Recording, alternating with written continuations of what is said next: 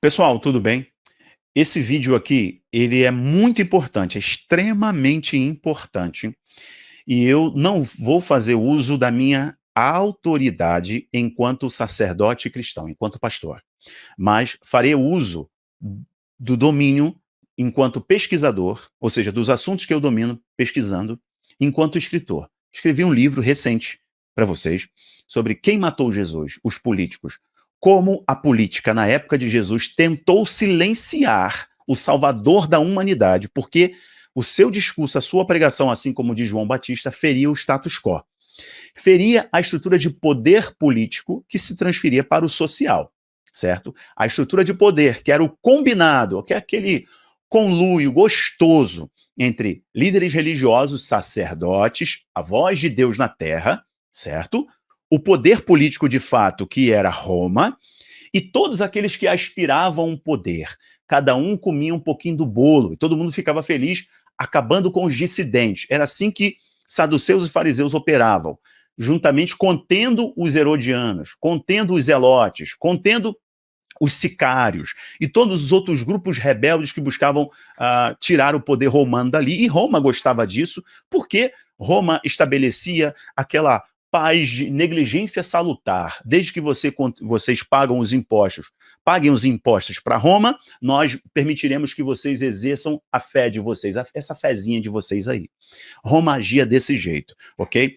Então, preste atenção, porque nós estamos neste ponto aqui no Brasil, hein? Vamos lá. Olha preste atenção nos dados estatísticos que eu vou citar para você. Se tem algum cristão evangélico aqui, pentecostal e neopentecostal, compartilhe esses dados, esses números, esse vídeo. Por que estão atacando tanto o Pablo Marçal em São Paulo? Um critério é o balizar para atacar o Pablo Marçal. Um critério. Ele não é cristão evangélico de verdade. Ele não é um cristão evangélico genuíno. Será que este é o critério de verdade, gente? Será que nosso argumento será tão falho e tão pequeno assim, tão baixo assim? Não precisa ser para mim, que sou historiador, sou pesquisador, escritor. Não precisa ser para mim, não. Para qualquer pessoa. Será que vão usar um critério tão baixo assim? Nivelando o entendimento das pessoas que seguem estes líderes tão por baixo? Vai nivelar o entendimento das pessoas assim? O nível intelecto da audiência tão por baixo assim? As pessoas não têm a memória tão curta assim não, gente. Por quê? Se o critério, preste atenção nisso, se o critério cristão evangélico genuíno praticante for o sine qua non mais importante, vital para se eleger um político, na eleição passada para presidente, os mesmos pastores que deram púlpito para Bolsonaro, que fizeram jejum por Bolsonaro, que fizeram live por Bolsonaro, que fizeram caminhada profética por Bolsonaro, jamais deveriam fazer. Por quê? Bolsonaro xinga palavrão, Bolsonaro é católico apostólico romano, e Bolsonaro era bem áspero em muitas vezes. Eu entendo tudo isso. Entendo tudo, por filosofia política, por estudar o tema. Eu entendo perfeitamente, porque ele falava daquele jeito, atuava daquele jeito. Agora, ele era um cristão evangélico genuíno?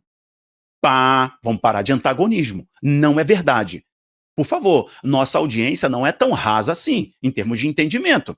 O povo vai lembrar. Por que, então, apoiavam Bolsonaro? Porque ele representa uma causa. A causa contra a ideologia de gênero, a causa contra a perseguição cristã, a causa contra a ideologização de jovens nas escolas, a causa contra o politicamente correto, a causa contra a censura, a causa contra a destruição da família. Ele representa essas vozes que tentam gritar diante da pressão global da Agenda 30, etc. Contra a família, contra os nossos valores, contra a nossa fé. Correto? E por que agora estes mesmos critérios não estão sendo utilizados para apoiar o Pablo Marçal? Pablo Marçal não é um modelo de cristão perfeito evangélico? É óbvio que não. Eu não estou elegendo um sacerdote. Eu não estou indo fazer parte da igreja dele. E não é um modelo de cristão perfeito para mim. Mas por que eu deixaria de apoiar alguém que diz abertamente em cadeia nacional e ao vivo qual é o seu modelo de político, José do Egito? Qual é o seu exemplo a ser seguido? Jesus de Nazaré.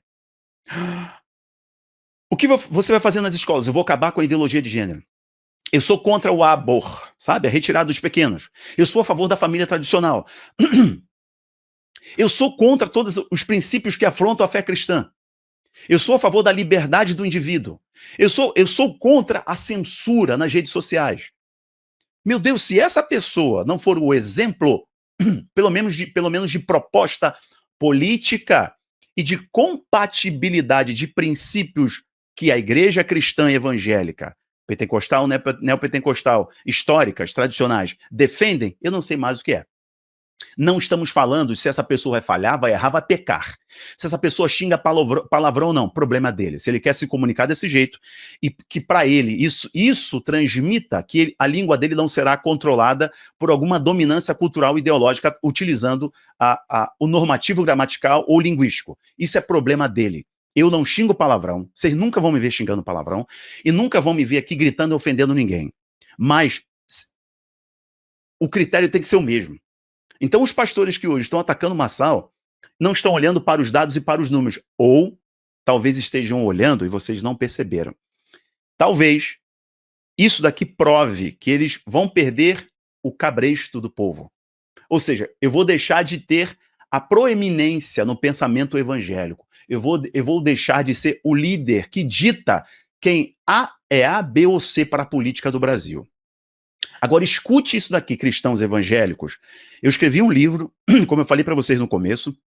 Quem matou Jesus? Os políticos. Vocês devem ler esse livro. Com muito carinho eu falo, tá? O link está aqui embaixo para vocês.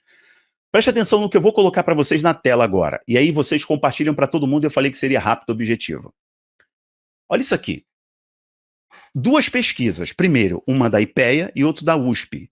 A USP que se inclina à esquerda totalmente, mas o Instituto de Pesquisa ligado à USP apresentou alguns dados para a gente.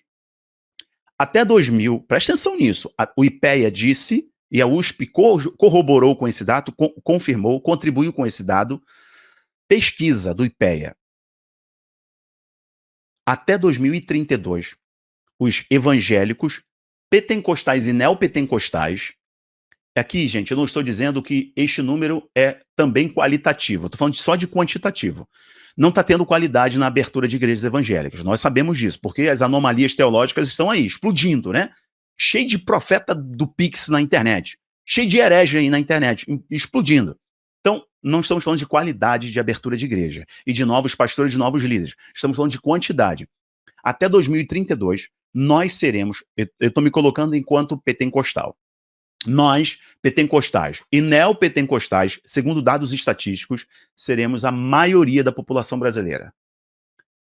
Talvez para você dimensionar, o que a Europa demorou 500 anos para se tornar cristã, de modo geral, incluindo todos, o que a Europa demorou 500 anos, nós demoramos décadas. Olha a proporção disso. Olha o poder disso de transformar a mentalidade, salvar pessoas, transformar, inclusive, questão de posicionamento político e ideológico, questão de ensino. Preste atenção nisso, irmãos. Isso é muito importante. Segundo o IPEA, e isso é corroborado pela USP, é confirmado, ratificado pela USP, pesquisa da USP. Os evangélicos representam 52%. Em termos de cristãos no Brasil, 52%. Em 2032, seremos a maioria da população brasileira. Olha o poder que isso é. Ser o líder destes, falar em nome destes, é status, é poder, é autoridade, são favores, você tem muitos apadrinhados. Então preste atenção. Por que estão atacando hoje o Marçal, amanhã pode ser o Rafael, amanhã pode ser qualquer outro, que se coloca como um líder independente que pensa, que pode não ser um modelo de pastor e cristão. Eu estou criando situação hipotética, mas é um político que comunica com os meus princípios e meus valores. E se eu já utilizei este critério, comunicar com os meus princípios e os meus valores, um critério para escolhê-lo como um candidato ideal para representar a voz dos evangélicos, automaticamente tem um aqui, então eu preciso apoiar. Eu não posso fazer isso no passado e hoje eu não faço. Por quê? Por coligação, por esquema político, por ter algum favor, enfim, eu sei lá, por conflito ideológico, por conflito teológico. Não posso, porque o outro cara nem era crente, eu dei o púlpito, fiz jejum, fiz oração por ele. Então tem alguma coisa errada. Agora, guarde isso aqui que eu vou te dizer. Sabe quantas igrejas evangélicas se abrem no Brasil por dia? Sabe quantas igrejas evangélicas? Cerca de 17 a 19 igrejas evangélicas neopentecostais se abrem por dia. Um político olha para isso, ele vê só um número. Eu vejo outras coisas. Eu vejo a chance de mudar o país, a chance de salvar pessoas, a chance de curar famílias, de restaurar casamentos, eu enquanto sacerdote, enquanto ministro cristão, ok? Ok, meus irmãos? Agora, um político olha para isso e vê número. Ele vê o quê? Cabo eleitoral, ele vê eleitorado, ele vê base, ele vê a chance de ser a voz deste número. Então preste atenção, tem muita coisa em jogo que nós deveríamos olhar para a eleição de São Paulo e perceber, meus irmãos, que embora Marçal ele possa errar, ele possa pecar em algum momento, nós não estamos olhando para um candidato de uma eleição municipal, pegando ele como modelo de crente, como modelo de cristão. Mas se os valores dele tocam diretamente, se conectam diretamente ao que nós pregamos, à nossa fé, entendendo que daqui a 8 anos nós seremos a maioria expressiva da população brasileira, nós precisamos de tais representantes. Marçal tem muita coisa para amadurecer em termos de globalismo, Marçal tem muita coisa para amadurecer em termos de declarações que ele já fez se comunicando com seus alunos, seus mentoriados, né, contra a igreja, que ele já deu declaração, está sendo utilizado contra ele por infantilidade, por afã, certo? Para poder tentar, de certo modo, lacrar com a sua base. Ele errou nisso? Errou. Mas quem não erra? Quem ainda não vai amadurecer? Quem aí está pronto? Ninguém está pronto. Todo mundo está brilhando um dia mais que o outro como a luz da aurora. Então, nós estamos escolhendo políticos e tem pastores querendo que você olhe para um político como um pastor. Político é político. Se ele tem abertamente declarações a favor dos nossos princípios, dos nossos valores e do que nós pregamos e do que nós comungamos, o mínimo que eu tenho que fazer é apoiar esse cara. E, para mim, o fator decisivo é, se todo o sistema está contra ele, se a mídia está contra ele, eu estou com ele, não importa quem seja. Se a mídia está de um lado, eu estou do outro. Se os globalistas mandam fazer uma coisa, eu faço o oposto. Eu já aprendi, essas são as minhas máximas aqui no canal. Eu vou parar por aqui, espero que esse vídeo tenha te ajudado. Deixo o link importante, inclusive, do livro aqui para vocês. Um abraço, que Deus abençoe. Tchau, tchau.